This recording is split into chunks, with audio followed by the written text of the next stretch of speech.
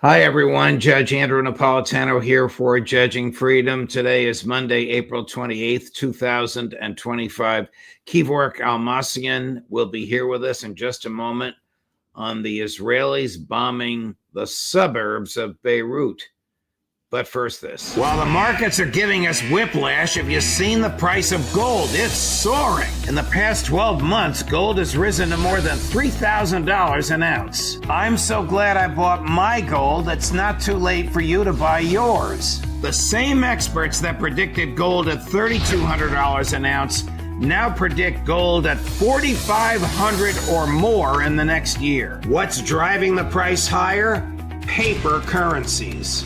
All around the world, they are falling in value.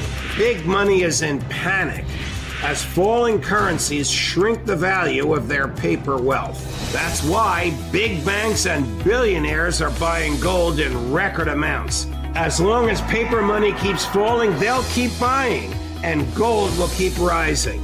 So do what I did. Call my friends at Lear Capital. You'll have a great conversation, and they'll send you very helpful information.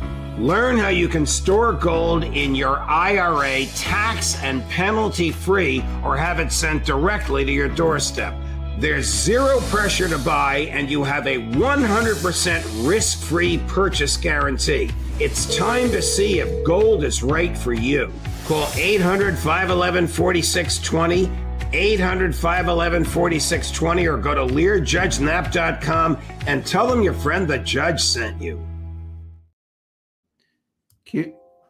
Kevork, my friend, welcome here. Thank you for accommodating my schedule. It's always nice to chat with you. How deep is the divide in Israeli domestic politics over Benjamin Netanyahu's continued slaughter of innocents?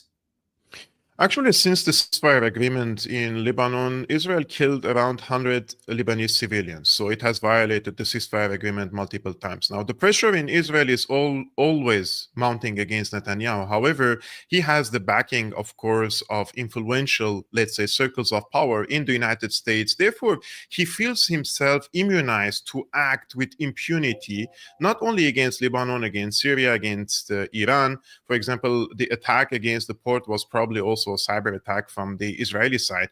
Therefore, I have the impression always that despite the domestic pressure against Netanyahu, he is always managing to maneuver through and navigate through these pressures in order to implement his greater Israeli project in the region. And he has been, in my opinion, successful in Syria. However, in Lebanon, this is a completely different case because they are calling for disarming Hezbollah and basically alienating the Shia community. I think this is going to be very controversial and very difficult task for him if he wants to implement it. And this is not going to happen unless there is another major war in the region, because Hezbollah is not only a military, let's say, party. It is a political party. It is represented in the Lebanese parliament, and it has a civil society. It has schools, it has universities, it has hospitals. And nowadays, these bombings, let's say, in Lebanon, it goes in line with the grand strategy, let's say, of Israel in the region, which is to eliminate all the state and non-state actors that could pose any obstacle for the Greater Israel project in the region. Are the Israelis bombing civilians in the suburbs of Beirut? Oh, they have bombed civilians many times. What do they gain by killing civilians? Actually, there is a doctrine in the Israeli army called the Dahiya doctrine. Dahiya means suburbs in Arabic. And because they're bombing now the suburbs of Beirut, they have created a doctrine for it, which is to deliberately destroy and bomb civilian infrastructure and civilian neighborhoods in order to try to exert pressure on Hezbollah by turning the people against them. So this is the strategy of Israel in Lebanon. However, people also, your respected audience should know that Hezbollah, Lebanon is completely divided. So you have 50% of the people support Hezbollah and probably half the population do not support Hezbollah. So the places where Israelis are bombing, basically, it's in the popular base of Hezbollah. And the people of Hezbollah are very much religiously, ideologically, spiritually are attached to Hezbollah. So what they're basically doing, they're giving more reason for more people to join Hezbollah and fight against the Israeli forces. So I think this strategy is definitely not working well for Israel, because the people who are against Hezbollah inside Lebanon, they are already against Hezbollah. But the people who are with Hezbollah, they are now becoming more emboldened and more supportive for Hezbollah because of the actions of Israel in this case. And they're the ones calling on Hezbollah to retaliate.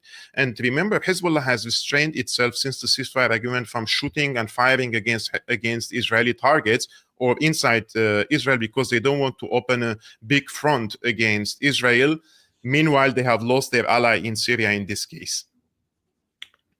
The slaughter of civilians is murder and a war crime. There's no justification for it. You can't legally kill civilians in order to get them to change their mind about their own government. But nobody seems to do anything about it. Netanyahu's been indicted. His former defense minister has been indicted. A few other people have been indicted. Nothing happens. As we speak, this fanatic Ben Gvir is walking around New York City, people shouting at him and harassing him in English and in Hebrew, but he's just walks around openly. He's got bodyguards, but nobody's arresting him. Yeah, Judge, I mean, we heard a lot that we live in rules-based international order, but we know well that rules and regulations do not apply on the powerful in this case, and especially on Israel. Israel has carpet bombed Gaza completely. And when Trump mentions now Gaza as a place where people cannot really live any longer, he doesn't mention what is the reason behind it, who bombed all these neighborhoods and flattened all these buildings. And they have done this in several towns and villages in southern Lebanon.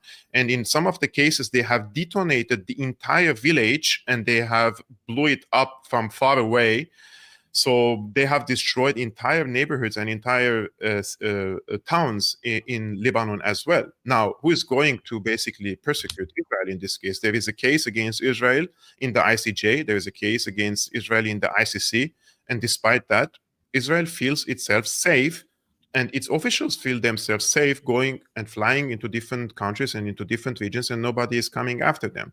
Therefore, if we want to speak about international law, we need at least to apply this law on everyone equally and evenly. But in this case, when we see, let's say, give one example. I come from the Middle East. I come from Syria. But when we see in our region that these laws and regulations do not really apply on the people who are attacking us, then the people will be encouraged to join groups like Hezbollah, because they say the only way to liberate my home and my city and my town is to join an armed group and join a resistance against the Israeli forces. Therefore, at the beginning of our conversation, I mentioned that what Netanyahu is doing in Lebanon, basically, they are encouraging more people to join Hezbollah and join the resistance against the occupation.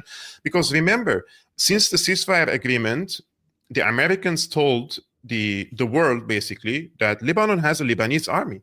And Lebanon can defend itself against any foreign aggressor. But where is the Lebanese army now against all these aggressions against Lebanon? Unfortunately speaking, the U.S. embassy in Beirut, they have managed to install a pro-U.S.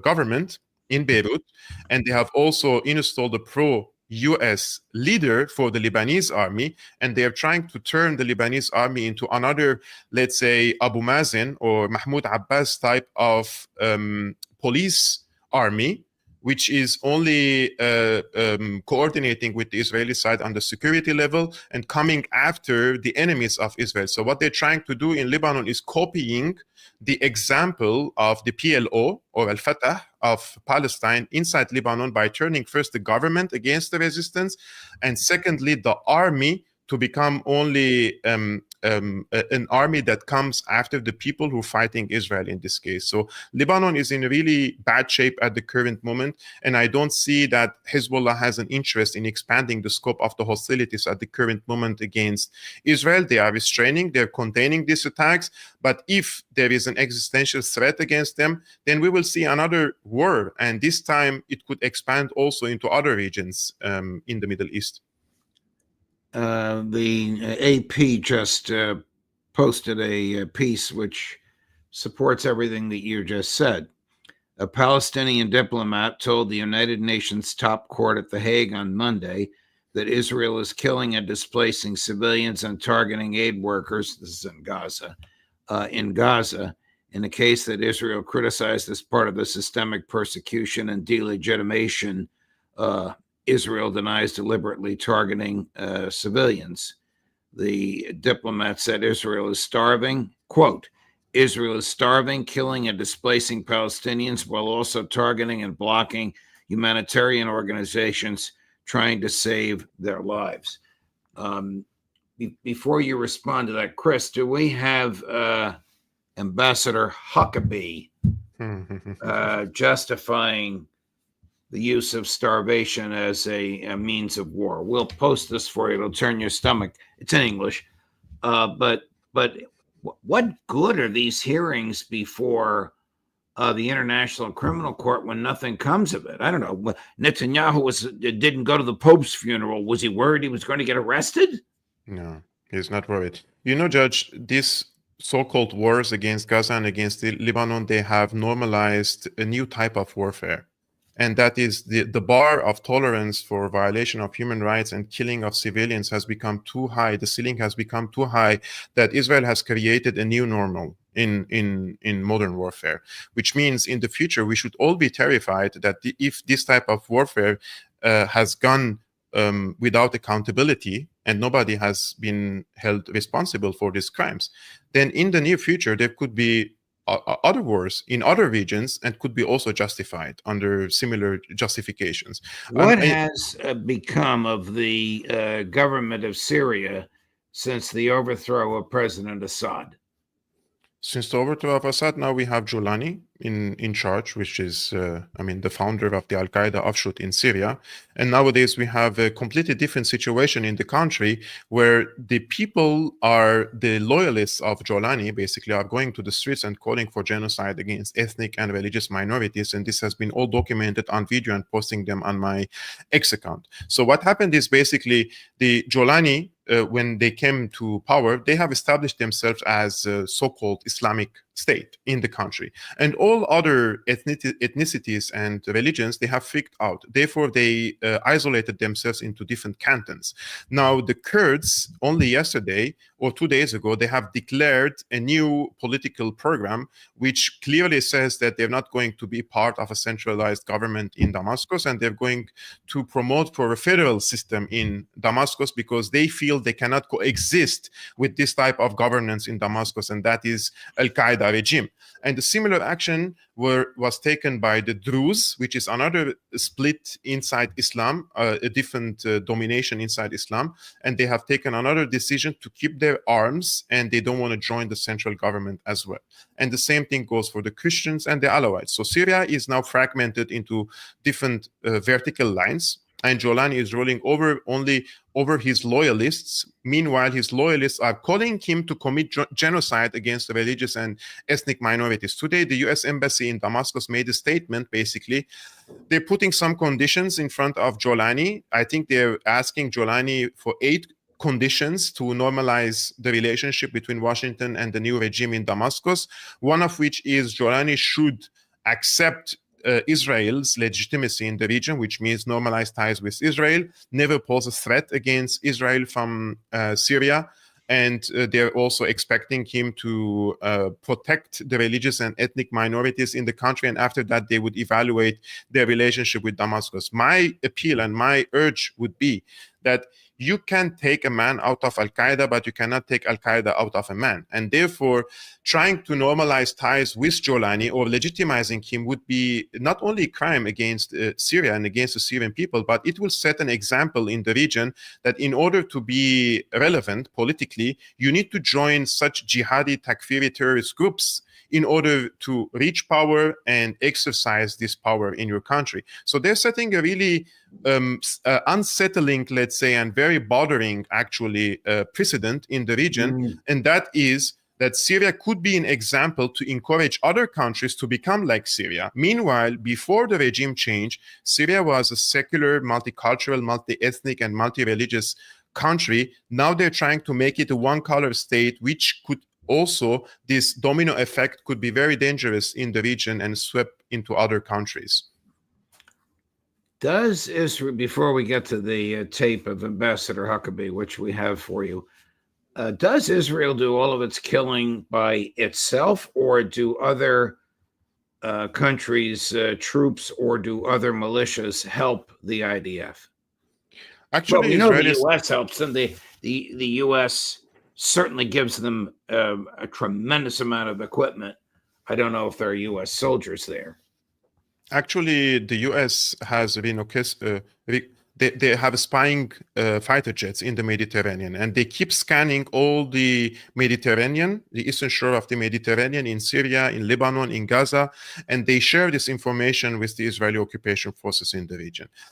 The U.S. also has another military base. There is a border intersection between Jordan, Syria and Iraq, called Al Tanf border crossing, and they have a military base there where a few months ago they lost a few soldiers there.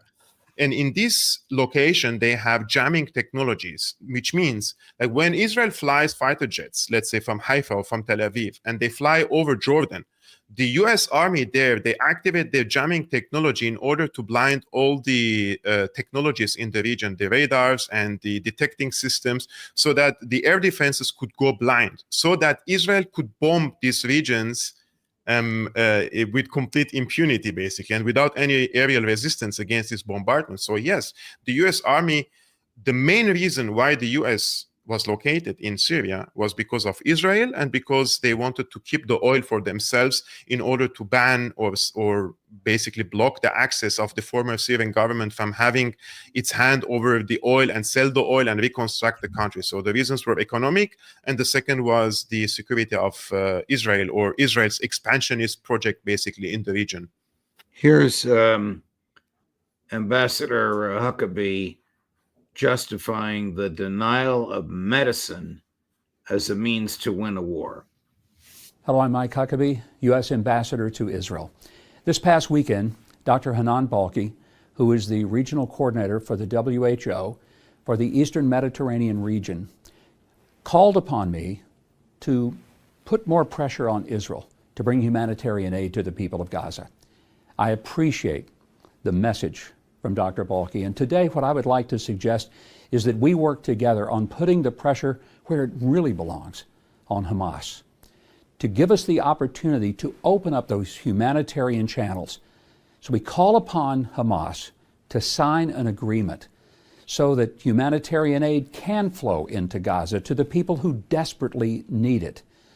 When that happens and hostages are released, which is an urgent matter for all of us, then we hope that that humanitarian aid will flow and flow freely, knowing that it will be done without Hamas being able to confiscate and abuse their own people by not allowing those resources to get to the people who desperately need it. Before he was the governor of the state of Arkansas, he's a Christian, a Protestant, a minister of some sort. What kind of a Christian could justify starving innocent people? What kind of a moral person, Christian or not, could justify a government starving innocent civilians in order to cause the government of their country, or even a militia fighting for them, to collapse? It's just beyond Judge, there. I'll let you comment on it. Yeah, I'm a Christian also from Syria. I'm a Christian from Levant. And when I hear these statements, it disgusts me, to be honest with you. And food should not be used as a weapon and for political purposes. But they have been doing it for quite some time. Like in Iraq, when they imposed the sanctions against Iraq in the 90s, they have killed 500,000 children in the discourse of exerting pressure on Saddam Hussein with the sanctions. And when Madeleine Albright was asked if the price is worth it, she said yes. So now Huckabee is saying similar things, basically, that if you agree to our terms, then we will allow the flow of the food into Gaza. Then they did the same thing in Syria. They occupied the wheat field. The wheat field was under the occupation of the US Army, and they have burned the wheat fields in the country. So they weaponized the food, the energy, medication. They have imposed sanctions on the people in the region. And then they wonder why the people are going to Europe as refugees or into other regions. And they say, we don't want refugees any longer. But yes, probably I agree with you, but at the same time, you guys are occupying our oil fields, you're burning our wheat fields, you're imposing sanctions, which means if I'm in Syria and I want to buy a medical equipment, I cannot pay for it because I'm out of the SWIFT. I don't have PayPal. I cannot organize any crowdfunding, and I cannot pay through banks because there are sanctions against the country. So the people would like also to have a better life, and they leave the country. And now they're trying to do this same thing, which is choking the people to the extent in Gaza, to the extent that the people would say, enough is enough. I cannot tolerate this. I'm hungry. I'm starving, malnutrition, and the people are dying with starvation, and I want to leave Gaza Strip. This is what they're trying to do in the Gaza Strip, and that is to spread desperation and push the people to the edge so they accept to leave voluntarily from their homes and from their cities. Do other countries in the region acknowledge what Israel has never publicly acknowledged, that it has a nuclear weapon? Oh, that's a very good question, actually. I think the many countries in the region, of course, they are very much concerned about the Israeli nuclear program, especially that they have a doctrine called the Samson doctrine, which they could nuke the region and completely annihilate it if they feel any existential threat against them.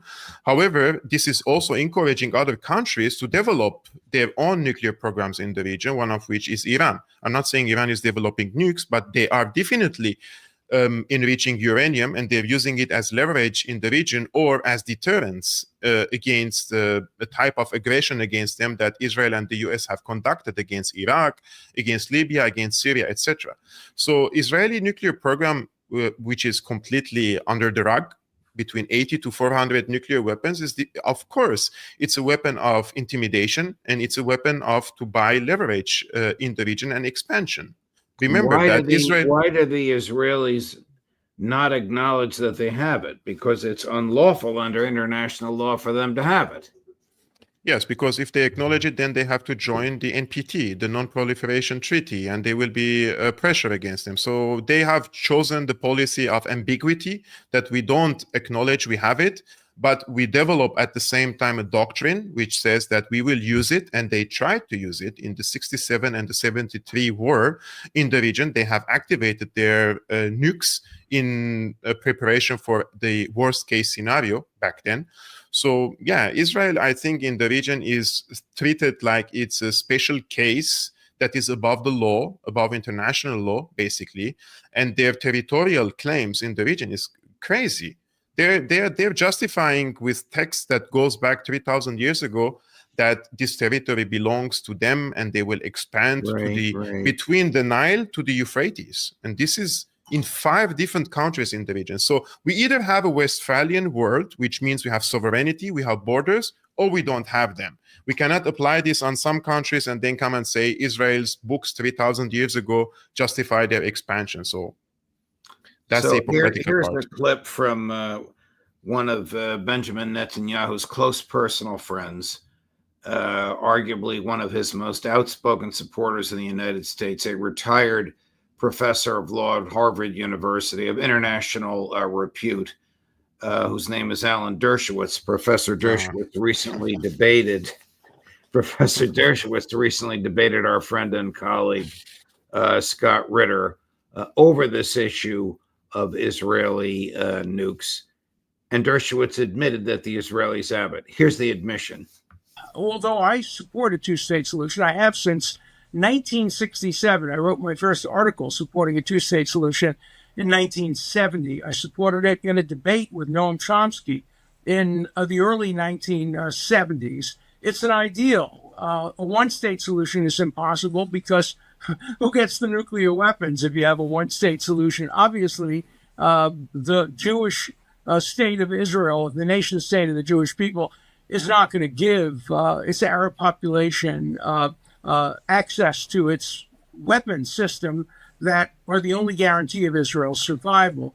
The only reason Israel survives at all today is because it has overwhelming military strength, more than all the Arab armies combined. That was proved in 1948, and it was proved again on October 7th, a year ago. Israel must maintain its superior military force. So by what conceivable legal or moral argument could Israel have a nuclear weapon in order to secure its own safety, but Iran not have one in order to secure its safety? I will give him another solution for for this rates. How about we apply the Ukraine model when they separated from the Soviet Union and they have given up their nuclear weapons, right?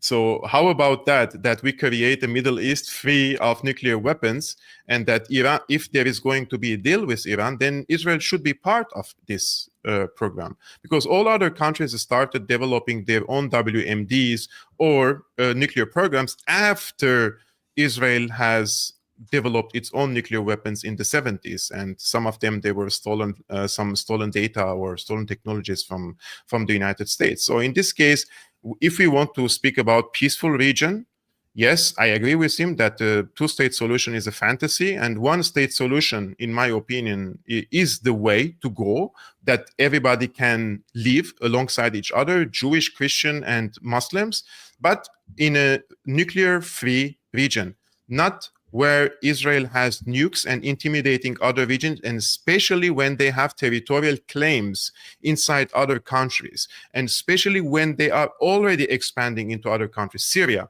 Lebanon, Palestine, and they are also eyeing on the Sinai Peninsula in Egypt. Therefore, the Egyptian army sent reinforcement to the Sinai region, because they are speculating that Israel could expand also inside Egyptian territory, something that even Israeli soldiers, they put a badge on their shoulders showing the greater Israel map stretching between the Nile to the Euphrates. So yes, nuclear-free region, but Israel should be part of this agreement. It can't be that only... That's a great observation that you make, and we're going to promote it for you, and we'll see where it goes. It'll get under a lot of people's skin, but those under whose skin it will get, like our friend Ambassador Huckabee, deserve it. Yes, it is. Kevork, it's a pleasure, my dear friend. Thank you. Thank you for letting me take you across a variety of subjects. You're very eloquent about all of them. We'll hope to see you again back here soon. All the best. Thank you so much, Judge. Of course. And coming up on all these topics at 3 o'clock this afternoon, always worth waiting for, especially when he gets mad, Scott Ritter, Judge Napolitano for Judging Freedom.